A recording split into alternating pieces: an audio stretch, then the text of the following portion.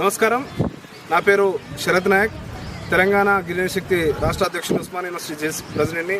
ఒకసారి మిత్రులారా ఒకసారి వీడియో చూడండి. అసలు 500 years బ్యాక్ ట్రైబల్స్ కొట్టుకున్నట్టు వీళ్ళు బుద్ధి లేకుండా, మినిమం కామన్ సెన్స్ లేకుండా చేసే పనులు.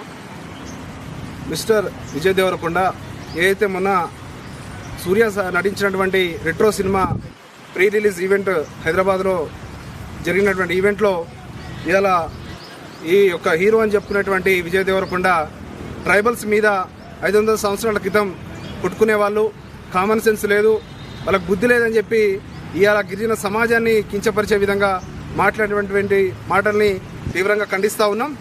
బిడ్డ, ఇవాళ నువ్వు ఇలా సినిమాలో నటించినటువంటి వాడివి, ఇలా ప్రజల సొమ్ముతో విలాసాలు చేస్తున్నటువంటి నువ్వు ఇవాళ నిజంగా ఈ భూమి కోసము త్యాగం చేసినటువంటి గిరిజనుల చరిత్ర నీకేం తెలుసని ఇలా నేను ప్రశ్నిస్తూ ఉన్నాం. ఇలా ఒక బీర్సా ముండా, ఇలా ఒక కొమరం భీమ్, ఒక ఠాను నాయక్, ఒక రామ్జీ గోండు, ఒక అల్లూరి సీతారామరాజు చరిత్ర తెలుసుకొని ఇలా నువ్వు మాట్లాడాల్సినటువంటి అవసరం ఉన్నది.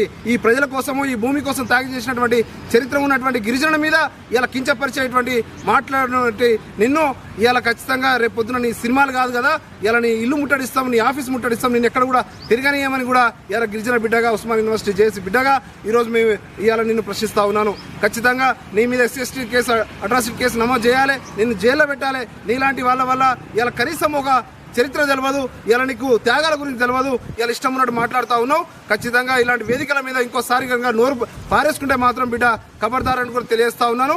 ఖచ్చితంగా రాబోయే రోజుల్లో మాత్రం నిన్ను, నీ ఆఫీస్ని, నీ ఇల్లుని ఖచ్చితంగా ముట్టడిస్తాం. నీ మీద కేసు నమోదు చేసి నిన్ను జైలు పంపేదాకా మా యొక్క పోరాటం ఉంటుందని చెప్పి కూడా తెలియజేస్తా ఉన్నాను.